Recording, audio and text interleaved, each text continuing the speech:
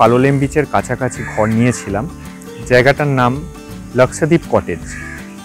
তো লক্ষদ্বীপ কটেজ এটা কোনো পেড প্রমোশন নয়, আমি যেটা সত্যি দেখছি, যেটা রিয়েলাইজ করছি সেটাই বলছি। বাংলার বাঙালিদের জন্য আমার একটা ছোট্ট প্রয়াস। তো রাস্তাটা আমি দেখাবো। রাস্তাটা জাস্ট এখান থেকে একটুখানি যদি এদিকে আসা যায় ক্যামেরাটা, তো এই রাস্তাটা যেটা সোজা চলে গেছে, জাস্ট 1 মিনিটও লাগবে না এখান থেকে সমুদ্রের তীরে পৌঁছানোর জন্য। বর্ষাকালে ঠিক এইরকম রাস্তার অবস্থা থাকে। তো রাস্তাটা একটু উন্নত হওয়া দরকার ছিল, কিন্তু কটেজটা রাস্তার পাশে দেখতে প্রথমে লুকটা একটু অন্যরকম হলেও ঘরের ভেতরটা একদমই অন্যরকম। এটা সামনে রিসেপশন। এই রিসেপশন থেকে সামনে ঢুকলেই হচ্ছে অনেকগুলো ঘর, ছোট ছোট। ঘরের ভেতরগুলো এই মুহূর্তে দেখানো সম্ভব কিনা জানি না, আমাদের ঘরটাও নোংরা হয়ে আছে। তো আমরা চেষ্টা করছি যে ওই কিছুটা দেখানোর জন্যে প্রথমে ভেতর দিকটা দেখাই। আসুন।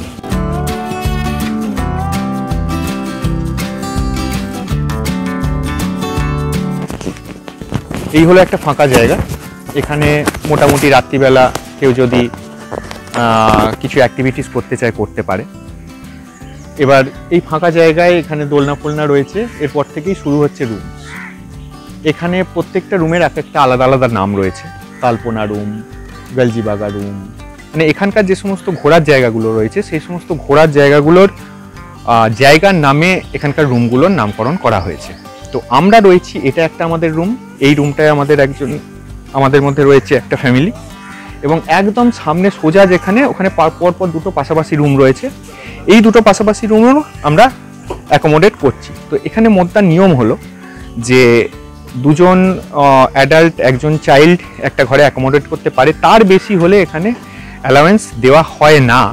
তবে সেটা পরিস্থিতি বিশেষে, আমরা সেদিনকে কথা বলছিলাম রিসেপশানে, তো সেই হিসেবে মোটামুটি ওরা 500 থেকে 700 পর্যন্ত চার্জ করে। তো এই হলো মোটামুটি বাইরের অ্যাম্বিয়েন্স, এবং ঘরের ভেতরটা একটু দেখাবো। অগোছালো হয়ে গেছে এর মধ্যেই, তবুও যতটা পারছি দেখানোর চেষ্টা করছি। এই হলো ফ্রন্ট লুক। একটা ঘরের যতটা পরিষ্কার করা সম্ভব সেরকম পরিষ্কার অবস্থায় দেখাচ্ছি, কিছু মনে করবেন না। তো এই সামনের হলো এই লুক, এরকম একটা স্লাইডিং ডোর। তো স্লাইডিং ডোরটা পেরিয়ে আস্তে আস্তে আমরা যদি উঠি, এখানে একটা উডেন ফ্লোর আর কিছু পাতা রয়েছে। যে প্লাস্টিকগুলো রয়েছে, এই প্লাস্টিকগুলো হচ্ছে বর্ষার কারণে রয়েছে, বর্ষা শেষ হয়ে গেলে এগুলো খুলে ফেলা হয়। তো আমরা যদি এগোই আস্তে আস্তে, স্লাইডিং ডোরটা খুলে তো কীরকম লাগে দেখুন। এই স্লাইডিং ডোর খুললো, এখানে সামনেতে কিছু চেয়ার টেবিল দেওয়া রয়েছে, এখানে বসে কিছু সময় ব্যয় করা যায় সামনে। স্লাইডিং ডোরটা খুলেই সামনে রয়েছে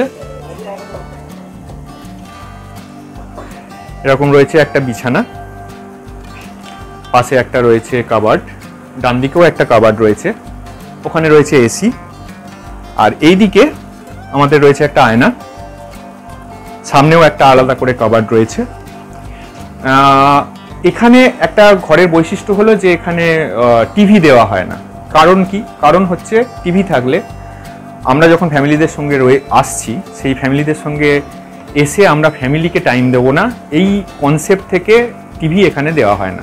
তো এই কারণে টিভির এখানে ব্যবস্থা নেই, এটা আগে থেকেই বলে দেয়। এবারে একটু বাথরুমটা দেখে নিই, কেমন বাথরুমটা। তো এই প্রথমেই রয়েছে একটা সামনে বেসিন, একটু নোংরা অবস্থায় রয়েছে, মোটামুটি বোঝা যাবে। সামনে একটা বেসিন, নর্মাল একটা আয়না, একটা হাত ধোয়ার জায়গা। তো বাথরুমটা এমনি ওভারঅল লুকটা দেখুন। এখানে একটা নর্মাল কমোড, স্নানের জায়গাটা রয়েছে বিশাল, স্নানের জায়গা পরিষ্কার বাঁধানো, একদম একটা বালতি নর্মাল শাওয়ার দিয়ে। বাথরুমটা বরঞ্চ বলতে হবে সাধারণের থেকে অনেক বেশি বড়, মানে ঘরের যদি হিসেবে বলা যায়, ঘরের প্রায় 1/3 অংশ নিয়ে তৈরি হয়েছে বাথরুমটা। তো বাথরুম লাভার যদি কেউ থাকেন, তার বাথরুমটা ভালো লাগবে।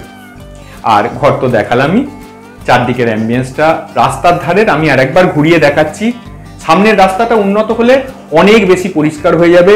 তো রাস্তাটা যদি অনেকটা পরিষ্কার হয়, সামনের রাস্তাটা অনেক বেশি গ্রহণযোগ্য হয়ে উঠবে ব্যাপারটা। তো সামনের রাস্তাটা আরেকবার আমি ঘুরিয়ে দেখাবো। আমি বলবো এখানকার অথরিটিদের, আমি এখানকে বলেওছি এখানকার হোটেল মালিকের সঙ্গে কথা, উনি বললেন যে অনেকটা তাড়াতাড়ি এখানকার রাস্তা ঠিক হয়ে যাবে।